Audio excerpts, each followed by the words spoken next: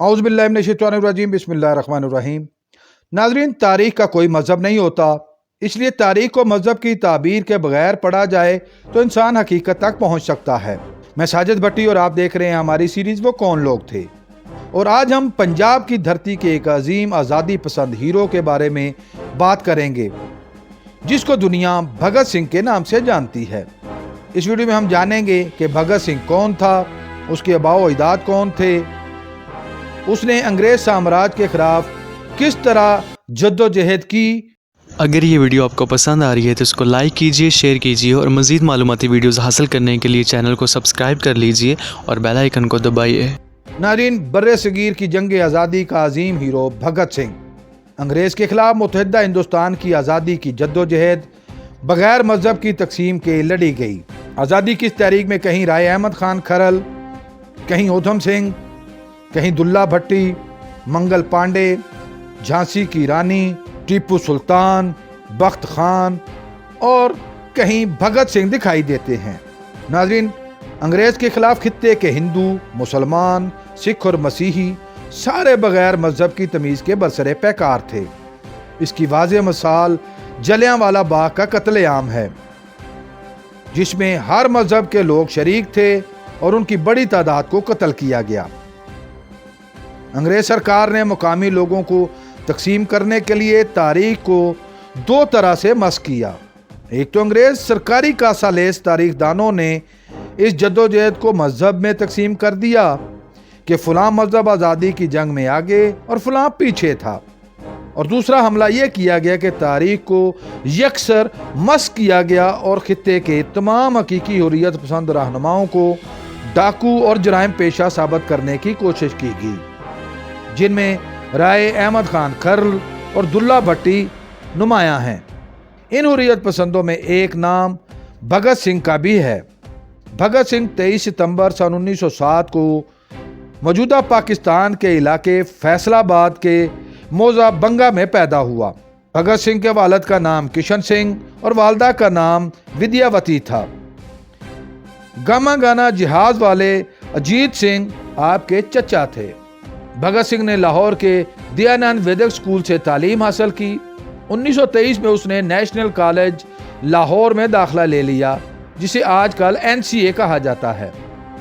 जवानी में ही Bhagat Singh Karl Marx को पढ़ने की वजह से एक सोशलिस्ट इनकलाबी फिक्र का हामिल नौजवान बन चुका था, जिसकी वजह से वो अंग्रेज तसल्लुत के भी शदीद मुखालिफ था। उस पर मजीद जलती पर आग किया जलियांवाला बाग के हादसा ने। 13 अप्रैल सन 1919 में जलियांवाला बाग में अवाम के एहतजाज पर अंग्रेज फौज ने जनरल डायर की क़यादत में गोलियां बरसाकर 1000 से भी ज़ायद निहत्थे लोगों को कत्ल कर दिया, जिसके बाद पंजाब में हर तरफ फसादात फूट पड़े। उस वक़्त भगत सिंह की उम्र 12 साल थी। जलियांवाला बाग में होने वाले मजालम की दास्तानें पूरे पंजाब में जुबान ज़दे आम थीं।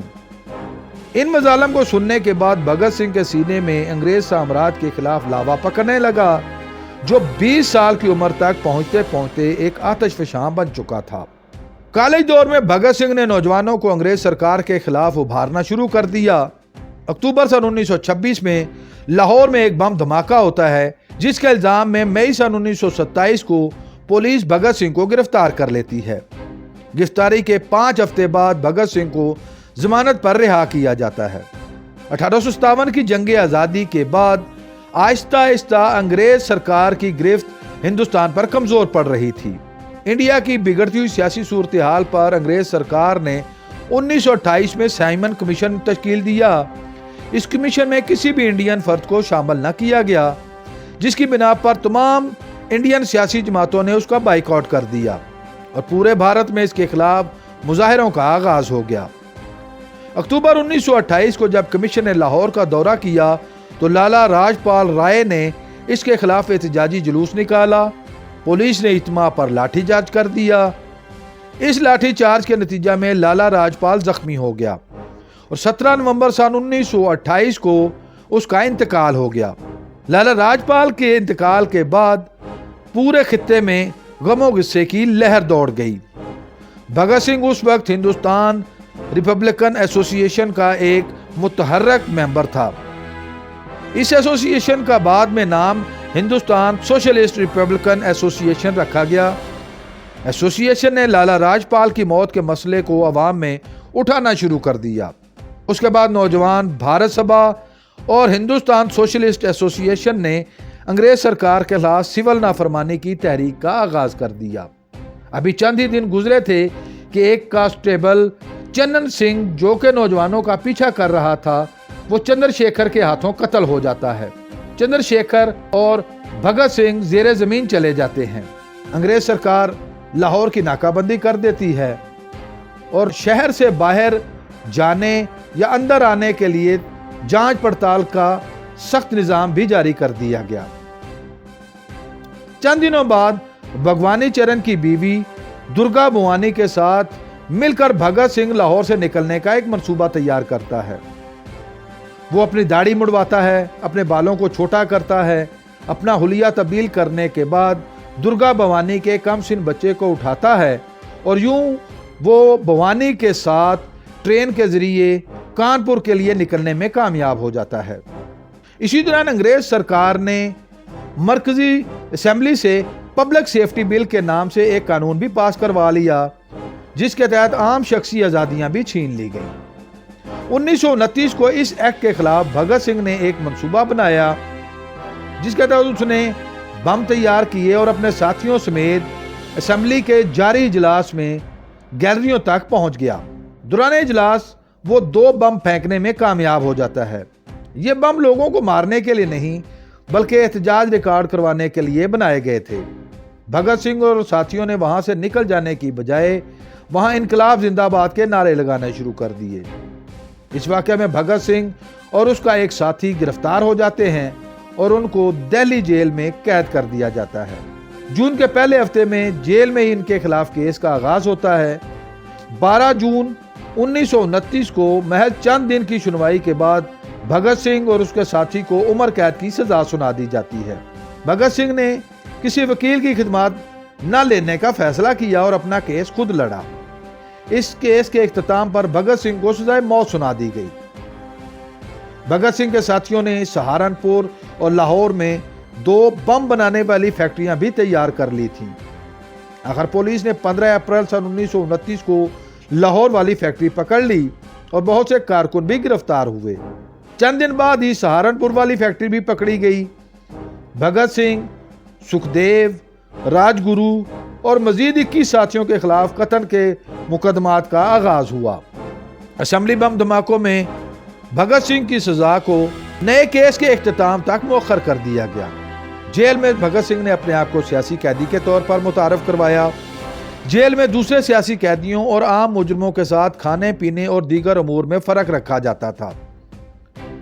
भगत सिंह को भी आम कैदियों की कैटेगरी में रखा गया। इस पर भगत सिंह ने चंद दूसरे सियासी कैदियों के साथ मिलकर जेल में भूख हड़ताल कर दी और मुतालबात रखे कि उनको सियासी कैदियों वाला खाना, लिबास और बाथरूम दिए जाएं। वो आम कैदियों की तरह मुशक्कत भी नहीं करेंगे। जून 1929 में उसकी इस भूख हड़ताल की वजह से उसे अवामी हमायत मिलने लगी तो हुकूमत ने दफा 144 का निफाज कर दिया। हुकूमत ने भूख हड़ताल को ख़त्म करने के लिए बहुत से हरबे इख्तियार किए। कैदियों को लालच और कीमती मशरूबात और खाने पेश किए। जबरन खाना खिलाने की कोशिश की गई, मगर तमाम हरबे नाकाम हुए। अवाम में भी गमो गुस्सा बढ़ने लगा।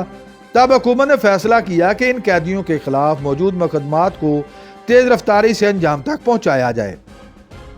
भगत सिंह को लाहौर जेल में मुंतकिल कर दिया गया और उसके खिलाफ 10 जुलाई 1929 को अदालती कार्रवाई का आगाज किया गया।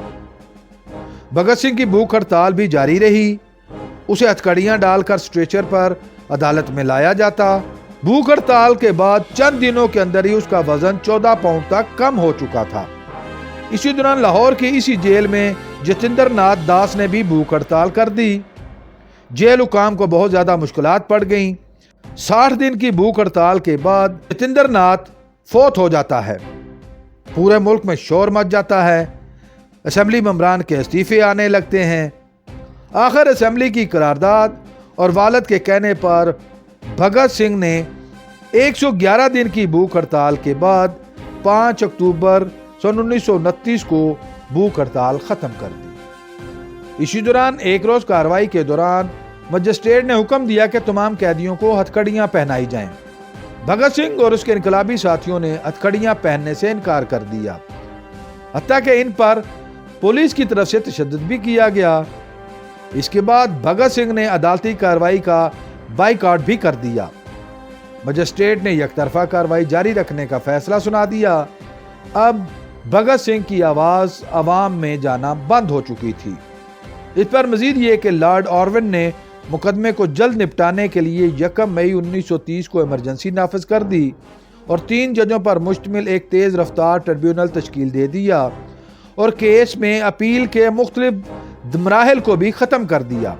इस एक्ट के तहत ट्रिब्यूनल के बाद सिर्फ एक अपील का हक दिया गया, जो कि बराह रास्त प्रीव्यू काउंसिल इंग्लैंड के पास हो सकती थी। 2 जुलाई 1930 को इस कानून के खिलाफ हाई कोर्ट में रिट दाखिल की गई। इस अपील को भी खारिज कर दिया गया। 30 सितंबर सन 1930 को अदालती कार्रवाई को ट्रिब्यूनल के जरिए जल्दी मुकम्मल किया गया। 7 अक्टूबर को 300 सफ़हात पर मुश्तमिल फैसला सुना दिया गया। भगत सिंह, सुखदेव और राजगुरु को सजाए मौत सुना दी गई, जबकि बाकी तमाम मुल्ज़मान को ताहयात कैद की सजा सुनाई गई। लाहौर में मौजूद प्रीव्यू काउंसिल की कमेटी के सामने अपील दाखिल की जाती है। जज विस्काउंट ने इस अपील को भी खारिज कर दिया।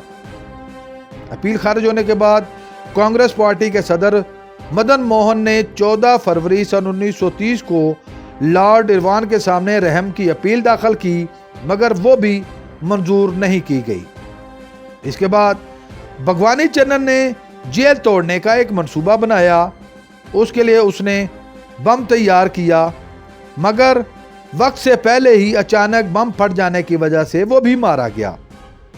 आखिर 23 मार्च सन 1931 को शाम 7:30 बजे भगत सिंह को बाकी 2 साथियों समेत लाहौर जेल में फांसी दे दी गई।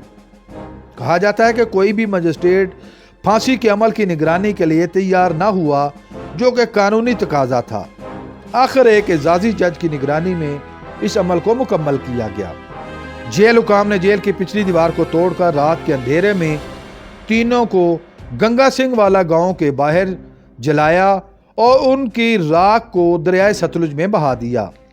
नाजरीन, 12 सितंबर सन 1929 ईस्वी को हिमाचल प्रदेश में मुत्तहिदा मरकजी असम्बली के इजलास में कायद आज़म मोहम्मद अली जिन्ना ने भगत सिंह के हक में भरपूर दलाइल दिए। आपने उसकी भूख हड़ताल को जायज़ करार दिया और यकतरफा ट्रायल को भी गैर कानूनी और गैर इंसानी करार दिया। भगत सिंह की फांसी के बेईमाना इकदाम पर लोगों ने शदीद एहतजाज किया। कराची में होने वाले कांग्रेस पार्टी के कन्वेंशन में गांधी का स्याह परचमों से इस्तकबाल किया गया। भगत सिंह के यादगार किरदार को महफूज रखने और अगली नस्लों तक पहुंचाने के लिए पाकिस्तान और भारत में बहुत से ड्रामे और फिल्में भी बनाई गईं। भगत सिंह की फांसी ने पूरे हिंदुस्तान में अंग्रेजों के खिलाफ नफरत की नई चिंगारी फूंक दी। जद्दोजहद आज़ादी को नई रफ्तार मिली और महज 17 साल बाद अंग्रेज इक़्तिदार का खात्मा हो गया। नाजरीन, कौमों की जिंदगी में बहुत से नौजवानों की कुर्बानियां इंतहाई अहम किरदार अदा कर जाती हैं और उन्हीं में से एक किरदार का नाम भगत सिंह है। उम्मीद है आपको हमारी ये कावश पसंद आई होगी। अगर आप इस वीडियो के बारे में कोई राय देना चाहें तो कमेंट बॉक्स का इस्तेमाल करें।